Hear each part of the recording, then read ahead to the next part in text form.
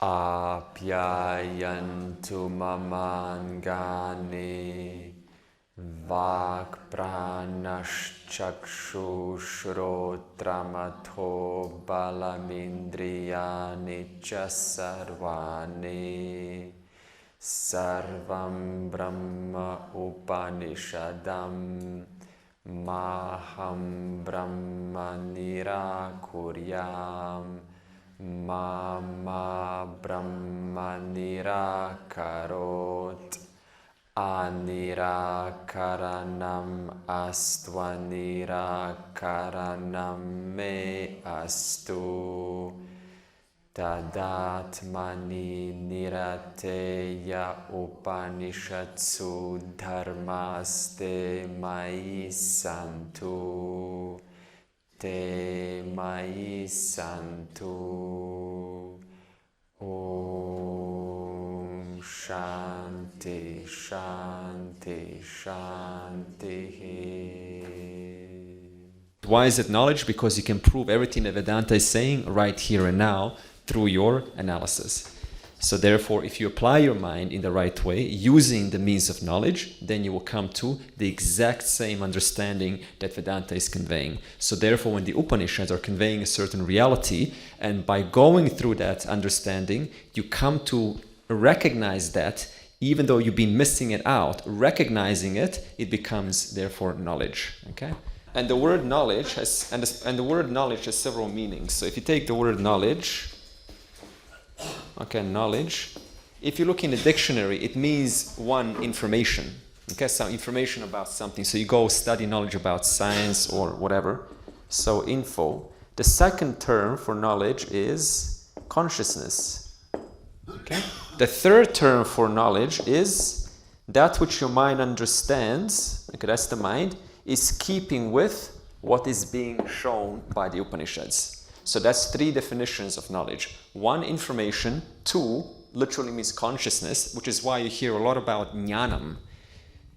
Teachers will say, right, jnanam has taken place or jnanam has taken place. So this means that knowledge of who you are has taken place. And what do they mean when they say knowledge of who you are has taken place? I will get to you. It means that what the Upanishads are conveying is exactly what my mind has captured. There is no discrepancy between the Upanishads, what they intend to convey, and what the mind has understood.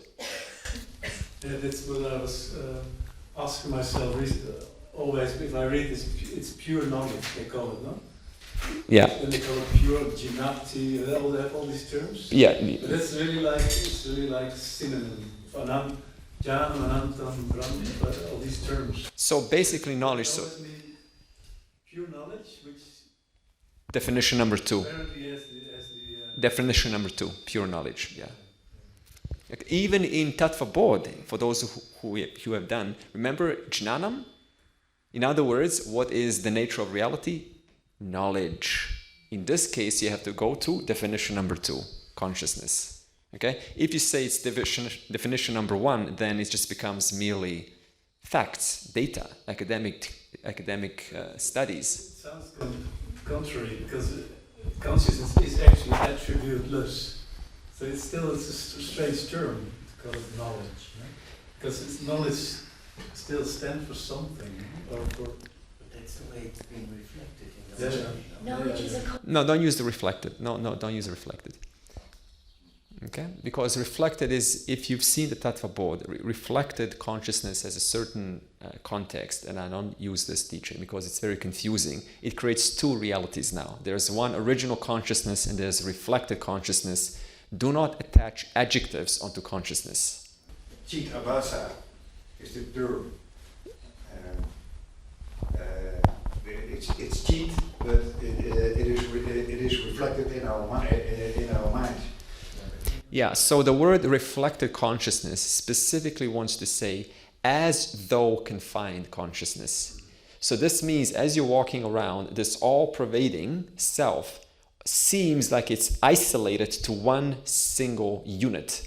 That isolation, which is not actual, that as though isolation is called reflected consciousness. Reflected consciousness is also pure. Of course, because it's just one consciousness. So I would say that the difference between Vedanta and Christianity, for example, where you have to believe is there's living proof that Vedanta works, expressed to the Guru, for example, who is a living proof of what Vedanta is teaching. I don't have to believe that it's working, whereas in Christianity, nobody has come back from heaven in order to say, listen guys, it works. So, Yeah, and there is one fella in Australia, he's in north of Australia, and he states that he's a reincarnation of Jesus. And I mean, many people have stated this before, and his wife is Magdalene, so... and they're just so pure, you know, they're just so like la la la la la, right? Typical. And they're convinced. They've been teaching this for many years, and there are, I saw the recordings, and some older people come there, and they won't buy anything, you know, they'll buy anything nowadays. So, and you can't prove that. You can just claim it, but you can't prove it. And it's still strange that even if you claim it, people will still believe it. So, you can't really blame the person who's claiming it, nor the person who's coming, because there is a certain dynamic. You know, maybe you want to believe something bigger, and maybe, who knows, maybe you see that it is not really for me, and then you move on and you say, this is not the real Jesus. And then they continue the spiritual search. So again, it's not about, you know, saying they don't know what they're doing. They're just being themselves. They're convinced by that. It's a total reality for them, but there's much, much more than they think, right? So this is the danger of not having a pramana. You can claim anything and get away with it. But Vedanta does not allow that. The beauty of Vedanta is it does its own, what's called Purva Paksha and Nanu. Purva Paksha is having debates. So in other words, one will have a debate whether there is logical flaws in one's own methodology. So it's one thing to protect your methodology and say, oh, this is our stuff, and then sort of protect it. Vedanta doesn't do this. It says, are there actual logical fallacies in our understanding? Let's criticize our own understanding. In other words, the stakes are so high that you cannot afford to buy into a belief and carry it around. So therefore, why is Vedanta knowledge? Because it constantly performs inquiry and does debates with other competing schools, not to destroy them, but to see what kind of logics have they ascertained based on their observation, and thus to see if it can be destroyed. Just like a scientific panel, a science will come to a certain understanding, like E equals mc squared. Now, that is a good formula, but what you have to do is you have to go to the panel, scientific panel, and you have to present your formula in front of other scientists. And what will they do? They will throw you objections. And you have to keep on countering all of their objections to show that your logic cannot be broken.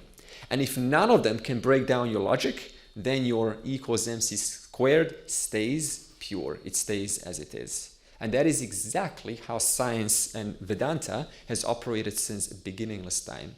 This is why the tradition is so good, because it's checking itself up. It's adopting to the latest. It doesn't exclude itself from the now. It allows you to see how any moment can fit inside the model that Vedanta is showing you. Are these debates still going on? These things are still going on. Much less because during Buddhism was accentuating. It was growing more and more and more. And Vedanta, Advaita, the tradition was falling down. And so Adi Shankara revived what was already there all along. And he went having debates. He went to Buddhists, went to Purva Pakshins, he went to different kinds of sects. And he showed them that, hey, let's sit down and have a debate. Just like he had a debate at Varanasi with Mandana Mishra, who was the leader of Purva Mimamsa, which says that the point of the Vedas is to go to heaven, to do rituals, to do your duties, and to go to heaven. And he says, no, that is not the case. And they would debate for days. And the way the debate works is you present yourself and you say, what Vedanta asserts is that all that is here is one without a second, and that you are not different from that.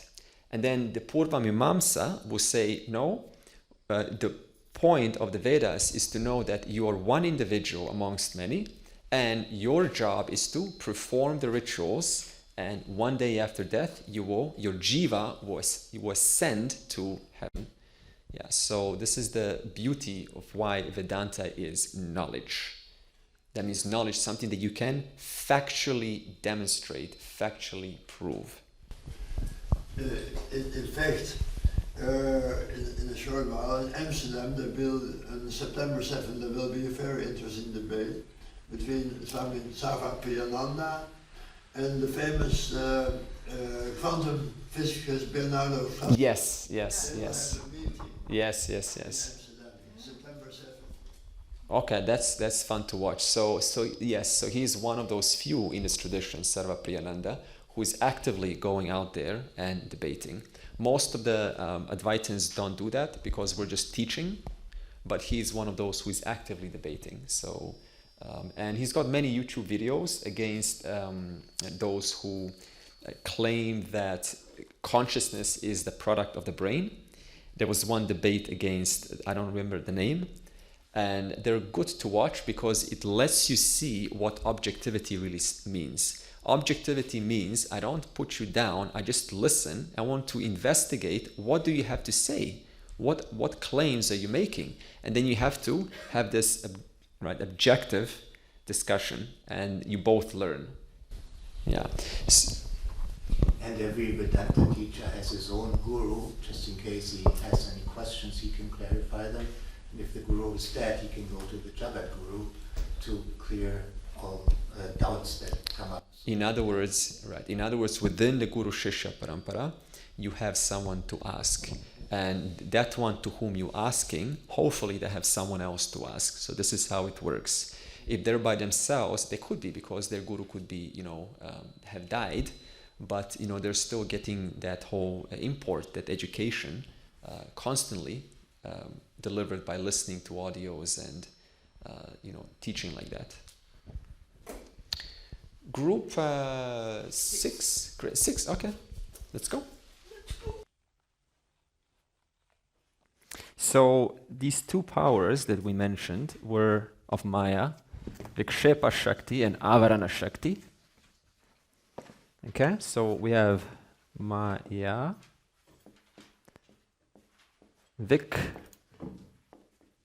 Vikshepa Shakti and Avarana Shakti. Avarana, okay? And that's the nature of Maya. So all Maya does is projects. That's what it does. That's its nature. And it cannot stop, because that's the essence of, just like the essence of your lips is to keep moving and thus producing sounds. You can't stop it. In that same way, the nature of Maya is to keep on projecting and to hide information. And we said that when it projects at the level of the macrocosm, then it creates you right now, and me, and the world, and birds, and stars, and galaxies, and all universe, and time and space. So right now, what you're experiencing is Maya's projection power. Now, when it comes to the microcosm, or the individual, I put I for individual, then that same power ends up, as Anetta said, between your ears, right? Your personal ideas, your personal superimpositions, your personal biases onto the person. So Avarana Shakti, conversely, when it comes to macrocosm, it creates differences, because you have to hide information from a worm so that it doesn't inhere genes that would otherwise make its body into an ant. So it's got a different genome. So therefore you have to hide certain genetical information from the body to make that body assume a certain form of a worm, of an ant, of a body, and so on. Okay? In fact, monkeys and we share a very close genetical framework. Only about 5% plus minus is different. And yet such combinations can create such vast differences. So therefore, what happened there? Ishvara said, okay, 95% same between humans, 95% same with monkeys, but that 5% that we have extra is hidden from a monkey's body. And because it's hidden, therefore you have a monkey's body. And because it's not hidden here, you have a human body. And for an individual, that same avarana shakti converts into avidya. Avidya, which is what creates chaos in our life. Avidya means ignorance. And thus, right, the person then starts to have different opinions about this I. And we said the I is not a problem. The issue is the opinions that are directed towards this I am. I am this, I am that. And why is that direction happening? Because of avidya. Everyone comes with avidya. And therefore, the universal experience is that we all look at ourselves as small individuals. And that's why we're all looking, since I have a friend now in Melbourne. I knew her daughter when she was 3. And, already now she's, I think, 5. And she's already, looking for things, looking to search for her little world, looking for books, looking for different kinds of toys that they were at 3 years old. So the nature of the object changes, and all of those objects I'm playing with because I want to temporarily, right, resolve my sense of limitation. So it starts from a very, very small age, all because of avidya. Okay, good. So the point of this exercise was to give you a chance to listen to yourself while you're speaking. It is an opportunity to see how clear you really are with yourself. So this is something that you can give feedback to yourself. Like, while I was speaking, how did I feel while I was speaking? If I felt totally relaxed, that means your knowledge is relatively, right, stable. If you felt nervous or this or that, all of this are just these superimpositions that you're carrying that have to be popped. One bubble after another, after another, after another, after another. And this takes time. And the only way to pop bubbles is to be given a chance to actually pop the bubble. That's it. So this means doing it, to engage in the world and to show oneself as a vulnerable human being. That is what pops the bubbles. And every time it does, it brings you closer to relaxing in your being. Relaxing as you are. Chapter 3, verse 1. Brahmaha devebhyaha vijigye tasyaha brahmanaha vijaye deva amahiyanta. Chapter 3 is a story. And there was a battle between the devas, who are the good guys, and the asuras, who are the bad guys. Okay? And good guys won. The good guys won because the laws were in their favor.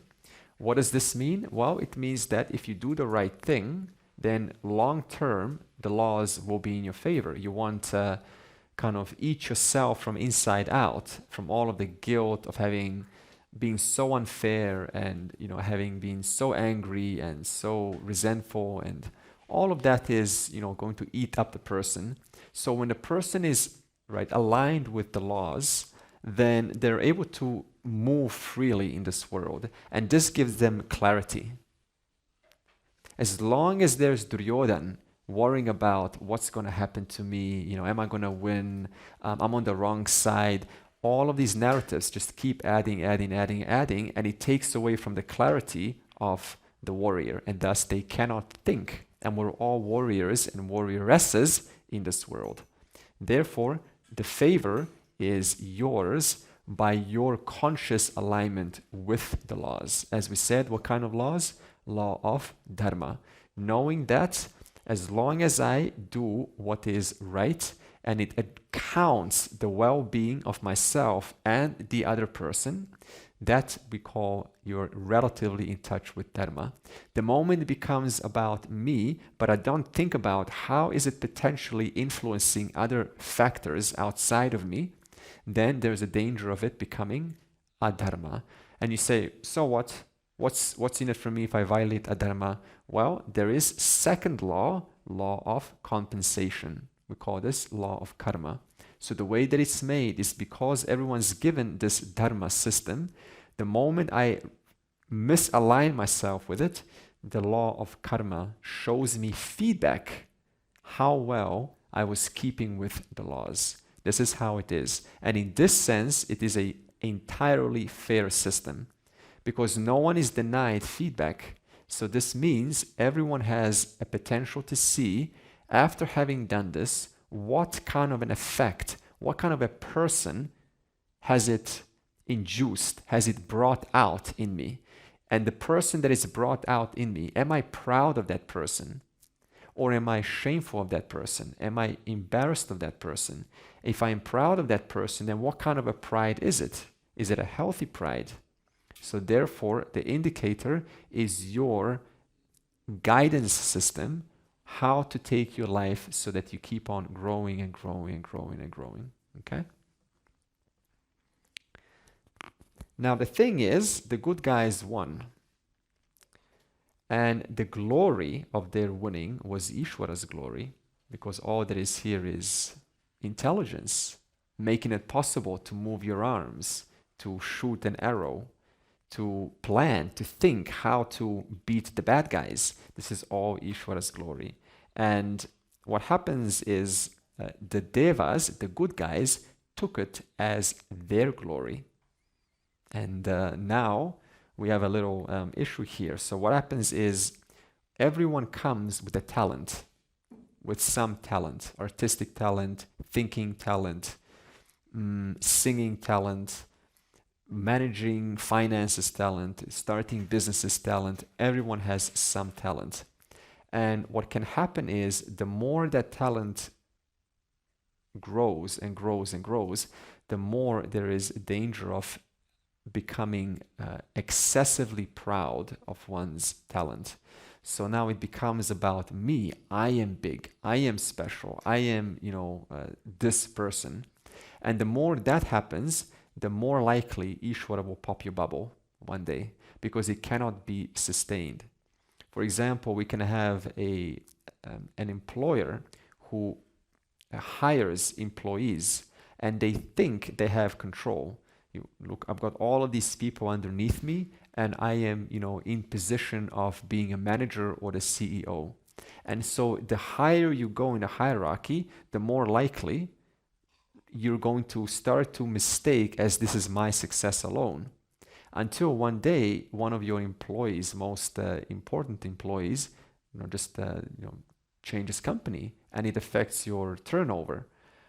And thus you see, wow, I didn't have as much control as I wanted. Any moment the world could have changed and now I've lost something that was so precious, which I thought was going to last forever. So therefore the devas are forgetting Ishvara's glory. They're forgetting the fact that so many variables, so many people contributed to your success. Taking ownership of my glory, my skill, the moment this my comes, I have less of what I really need for my success. That means I start to discard the laws. And the more I discard the laws, the less I am in touch with myself. Because the more I discard Ishvara, and what's the truth of Ishvara? I am. So to discard the world, to the extent to which I discard the world, which is nothing but consciousness, is the equal extent to how much I understand myself. Think about this. This is why we have very clearly pointed out in these pseudo schools where you discard the world. It's just illusion.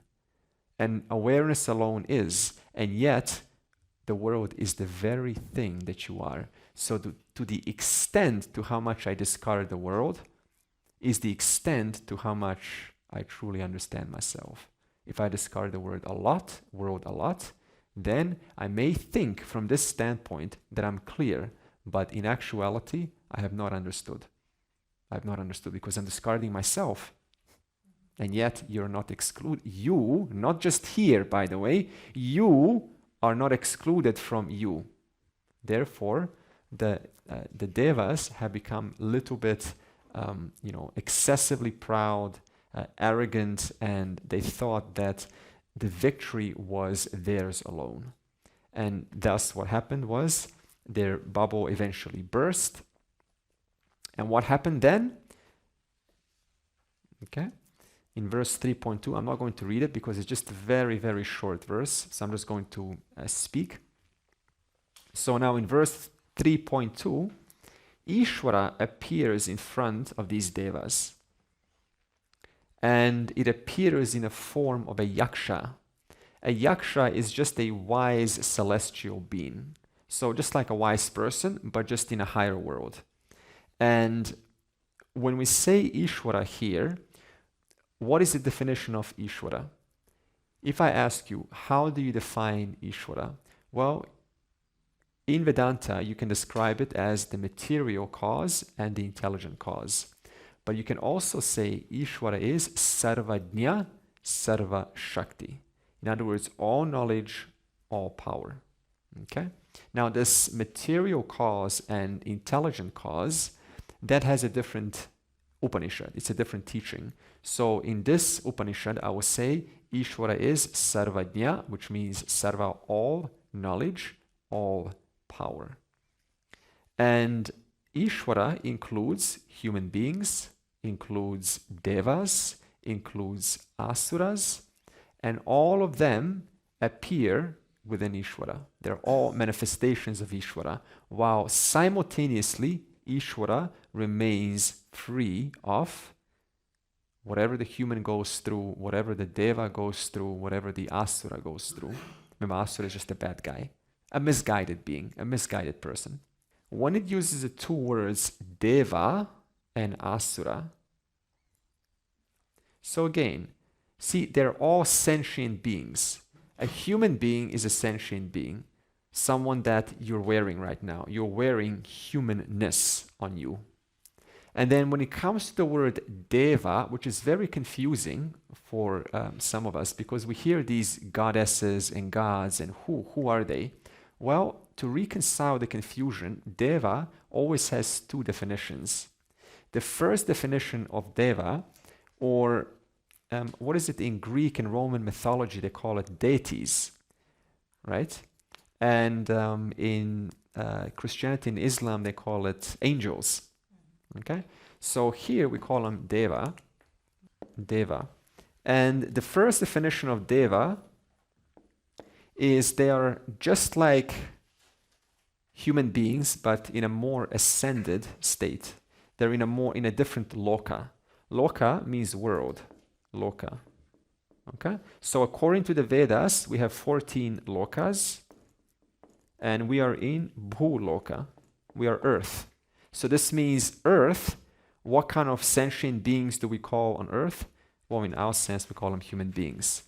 Now, in above, like Swarga, like heaven. So yes, Vedas talks about heaven.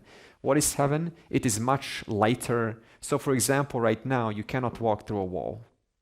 Okay? Because your body is very gross. You cannot fly, and you experience hunger. In heaven, there's no hunger. And the joy is much subtler. So here you have to have a brain chemical of dopamine release. Without dopamine, there's no happiness. But in a subtler world, you don't need this chemicals rushing into the body. It is subtler joy, so it's much easier to experience something. Music is amazing. It's same music like now, but it sounds 1,000 times better. It's just the most beautiful thing to hear. Okay, so tastes are much more delicious, and feelings are, overdrive beautiful, and sights and colors are amazing. And the more colors, we only see a certain spectrum of colors. Other worlds have different colors, which you cannot even imagine, but there are actually different colors right now. And in other words, in this world, we are locked to a certain range of experience. Gravity, walking, seeing color. But a different world, the range is much more, expanded, it's larger, which is why heaven is so attractive, because it is just, an incredible place to be in, and everything's just so pretty and lovely, and the life is so easy. So deva are these beings who are inheriting right? Swarga Loka or one of these 14 lokas. And they're more refined. And how do you become a deva? Would someone like to become a deva? Yeah, exactly. So to become a deva, you need lots of punya. Punya is a product, a result of dharmic actions. Okay, so a lot of actions, and rituals and prayers gets you to a next life in a different kind of body, but not on earth, in a very subtle body. So their minds is much more sophisticated, much more intelligent. You think you develop your mind here for 100 years, and you think you're some intelligent hotshot. A deva gets born. By the time they're 15 or 16, they're already light years ahead of our intelligence for 100 years old. So you can see how relative this universe is. Here we are going, oh, I'm so smart, I know 5 languages, I know this, I know that, and yet that is only within the range of Earth. You go into the higher worlds, there the intelligence is much, much larger. Yes. The thing I found you also interesting in that first sentence there, by defeating their own asuras, like they probably got so much punya. Yeah, how did the Asura get up there, right? How did Asura get up there? So here you have to take the story a little bit, with some forgiveness. Asura is a misguided being.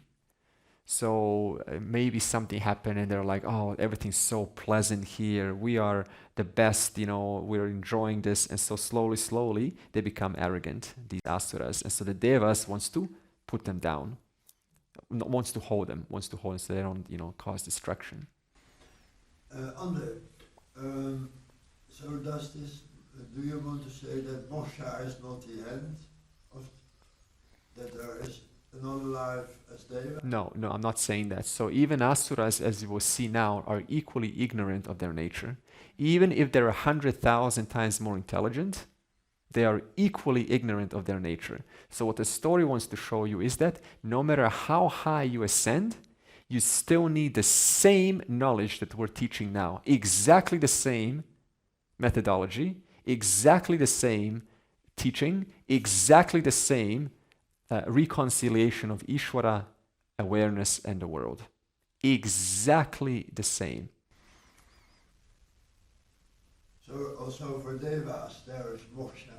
For Devas, there is no moksha. Moksha is only possible on Bhuloka and Brahmaloka, according to the Vedas. The reason why is because this is a very unique place on earth where you experience pain. And pain is a great tool to make you question the meaning of life. Until I question the meaning of life, I'm not going to start looking. In fact, we can prove this right now. How many people even look for moksha in this world?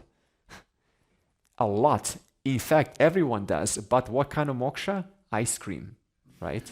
Food, etc. So the word moksha changes as the mind matures. But in terms of the final, right, moksha, that means identifying knowing yourself as you are, that is only possible here on earth and Brahmaloka. Now, Brahmaloka is very hard because there you have to do so much on earth, so much activity.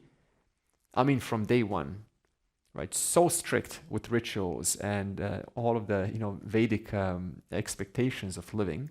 Only then you can go to Brahmaloka, which is nearly impossible. Forget about it.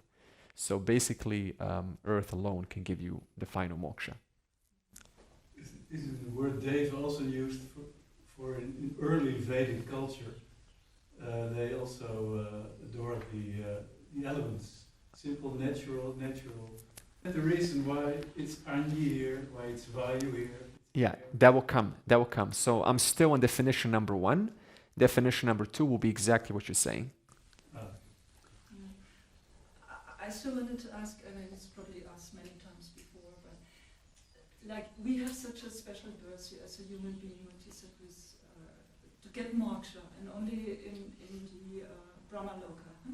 but why from all us human beings, 8 billion right now, it's so 0.00% interested in that, find it, either as student or teacher, and even engaging in it, still not till life's end really getting it. Why so little of the 8 billion? So the question is, even if Krishna told Arjun the knowledge, it was a direct Lord to Arjun student transference. And he delivered to Arjun the whole Bhagavad Gita directly from the Lord's mouth. And at the end of Mahabharata, what happened to Arjun? He went to heaven.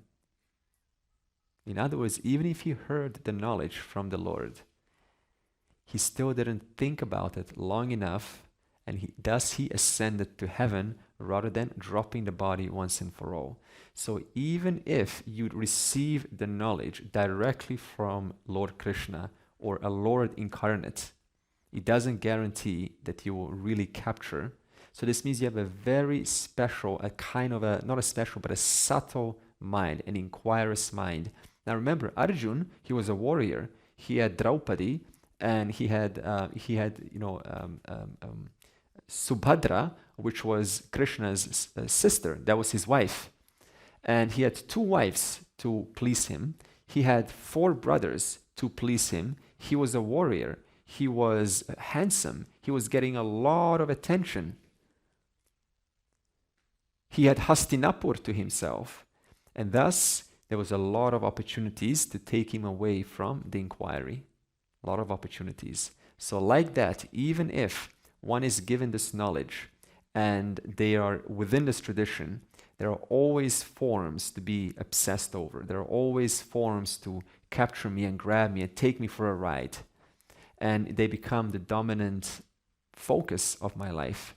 So thus, the forms and why the senses are constantly attuned to these forms, that is how they, that's how it is on earth. You're obsessing yourself over forms, the pretty girls over there, handsome men over there. Even in spiritual togethernesses, events, a long time ago I was just listening, and basically most people are there looking for a relationship. It's so strange to me, right? And so even, right, what we're saying is you're much bigger than this, your body, and yet I'm showing up to look for something to take away temporarily my sense of smallness. So again, I'm looking for students to remove my sense of smallness, for partner to remove my sense of smallness. And why is this? Because it's been like this since beginningless time, and it is so deeply ingrained that you need Ishwara's grace, prayer and prayer and prayer and sincerity. It is really just the most humbling journey you can imagine. No question of showing oneself, having an agenda of some future agenda. The more this shows up, the more the person goes back into the world. So it needs that dedication, total dedication. And through that, but that's very rare. How many people start a business? A lot of people say, I want to start a business, but few actually start like a business that generates recurring income. But a lot of people do want to do that. Why not? Because it requires dedication, it requires persistence, and it requires a decent amount of sacrifice. What can I put aside? For example, I had to put aside my utter love for programming since 9 years old. All I wanted to do just program. And I had to stop this because I realized it was taking like 6 hours per day of my time. And I had to say no to that. So this means the person has to recognize what is pulling me and is it really serving my goal. And I realized I don't want to program anymore because it's only targeting one small area of my brain. Whereas if you learn a new language, it's going to target all areas of your brain. So therefore, the person has to constantly and actively make a choice every single day, a new self-affirmation. I choose to take this journey with all sincerity. This life is it. Andre, can you also explain, even if you know what is the right way to walk, like the uncle of Arjuna. You, my dharma, my duty is with this kingdom. I know it's a wrong choice to, or it's. I know that God is at the other end, and Right. I want to maybe in my heart know that they will win. Even then, I choose this way because I'm bound to this Yeah. dharma in this life. Yeah, and you're not really ever bound. This is again a pratibhasika stuff, a notion that we're telling ourselves. So yes, they do communicate like that. Duryodhan says, I know what is to be done, and yet I cannot get myself to do it. So instinctively he knew he's on the wrong side, and yet he couldn't pull himself out of that mischievous boy who wants to have it his way. So, and then you say, wow, that's just his dharma. That's just his, his swadharma. That's his stuff. Well, it is his stuff, but every stuff, you're not bound to any stuff because you're a new person every single day. So he bought into the idea that this is who I am. This is my identity. But in actuality, you're always free to release your old identity. So this goes back to Aneta's question. Why are such a small population? Because I'm so attracted and addicted and so finding so much joy in my old identity. I'm getting so much out of it. And I'm afraid that if I have to turn a new leaf, start a new fresh life, what's going to happen? Fear. Fear is there. So it's also fear involved because I'm getting comfort from my existing little attachments to the world. So it's many variables keeping one bound. So the first definition of deva is they have a lot of punyam, however, they're still ignorant of their nature, no different than someone born on earth. They have a subtler body, subtler gross body, and a subtler subtle body, however, they're still ignorant of I am and Ishvara. So just like us, devas, even if they're so intelligent, where is their focus? On the forms. Look at that. 100,000 times more intelligence. Still, focus is on forms, no different than for a human being. But what kind of forms? Subtler, more pleasing forms. What kind of forms here? Okay forms. Would there be also war and suffering in the world of the devas? There in Puranas, they do talk about Rakshasas, but also Rakshasas are the bad guys. Asuras are not so bad, but they're bad.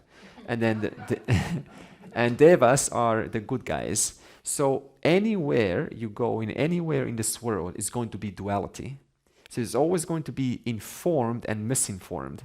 So it's not like heaven is all just beautiful. There's also degrees of punyam in heaven. So in that sense, you can say there is, the bad guys, the Rakshasas, the bad guys, the Asuras. And that can create potential conflict. I don't know about wars, but potential conflict. Yeah. So it's not just like, oh, heaven is all just perfect. Everyone loves each other, hugging each other. There is degrees of punyam. Because you can have two people on earth, both are doing a lot of good service, charity, giving donations, feeding the poor. But one of them may not be doing it, to the intensity or frequency as the other, such as, Bill Gates. He has, done so much for those in Africa. And there's also Warren Buffett, who, gives billions of dollars to charity. And they both, suppose, go to heaven. But they have a different kind of punyam to them because they had different actions.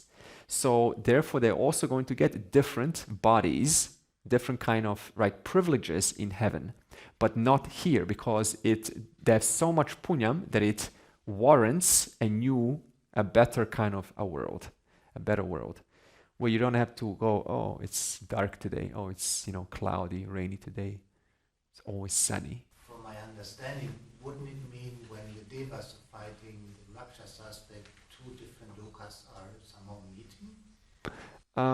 Potentially, yeah. I guess you could look at it like that. But just for simplicity, they're all now together, I guess, having one big party, and Devas are winning in this case. Okay? Now, the second definition of Deva, and then we will finish, is intelligence that we've been talking about, all knowledge, all power. When this intelligence manifests as different laws in this universe, the Vedic culture gives those laws a name, such as Lakshmi Deva. So now you say, what is Lakshmi Deva? Well, how do we imagine Lakshmi, the one who gives resources and wealth and and just general abundance in your life? Well, we imagine there's a Lakshmi standing on a lotus flower, right, somewhere, and distributing wealth, right? We literally imagine a god, a goddess somewhere distributing wealth.